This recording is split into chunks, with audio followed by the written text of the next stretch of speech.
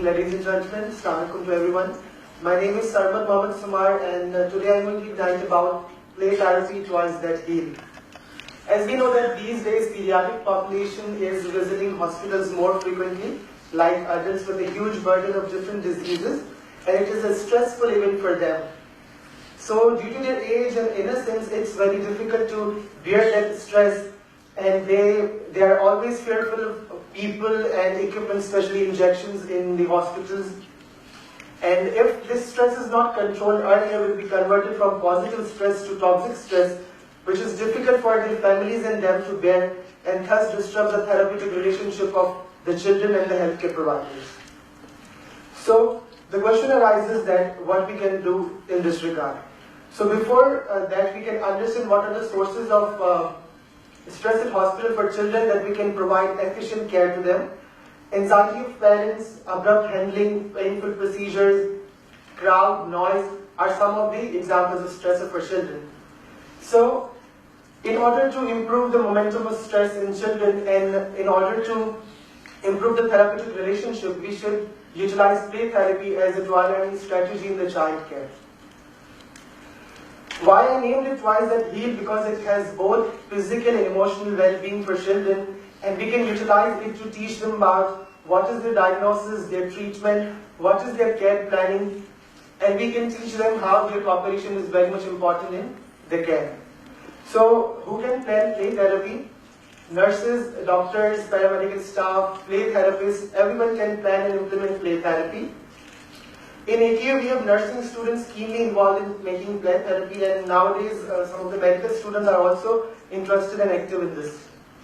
So when I talk about play therapy, a question always comes from the crowd that, is it really practical in our setting? The answer is yes, and you will see in the couple of settings, in couple of examples in a few minutes. The researchers are also evident about the power of play therapy. A research done on pain scores reduction in children. One group was on medication, other was on play therapy, the third was on the combination. And the highest reduction of pain scores were the children who were having play therapy. So for information, let's discuss some of the criteria of play therapy. The real benefit of this therapy is not just providing completely manufactured toys to children, but instead it focuses on recycling material like cans, scraps, papers, and etc. Secondly, child's preferences are very crucial in this regard. For example, a 5-year-old child is arrived in ER and you are telling him a story, it doesn't work always. You need to be asked, have a thorough assessment that what that particular child requires. Age appropriate and intellectual appropriate equipment should be given to children. For example, a 12-year child having cerebral palsy or 14-year-old child who has never attended the school. So you can't provide the stuff that challenge their capabilities and it's difficult for them. Like other treatment regimens, play therapy also faces the issues from social, cultural, and economic backgrounds. So you need to be very wise and vigilant while providing sources that are affordable and that are culturally acceptable. So remember, when you are preparing, planning and implementing play therapy for children, you need to prioritize what are the needs of children, and you should always give a sound rationale to yourself that why particular play therapy is provided to children, and creativity and critical thinking should be the reflection of that. Let's discuss a couple of the examples that I have utilized in my clinical. For musculoskeletal rehabilitation, I utilize box games to provide children to utilize their muscle strength and walk by replacing one box to the another. Feeling chart games are always very good sources to utilize in ADHD, conduct disorder, child abuse and anxiety disorder, asking children that what would be your feeling in a particular situation and what would be the alternative feeling you can. So babies were not left in play therapy. As they were in phototherapy, so I provided them with rental because their eyes were covered with eye bags. So another sense, that is hearing, was utilized, that we can also involve them in play therapy as well.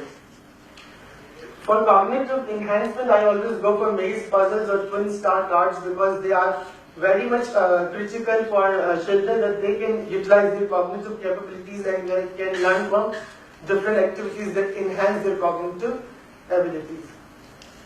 We have some of the advancement in play therapy books like Balloon Rub, and we have nursery rhymes and environmental influences like wall paintings, ivy poles with the raccoon, and some of the curtains are also there.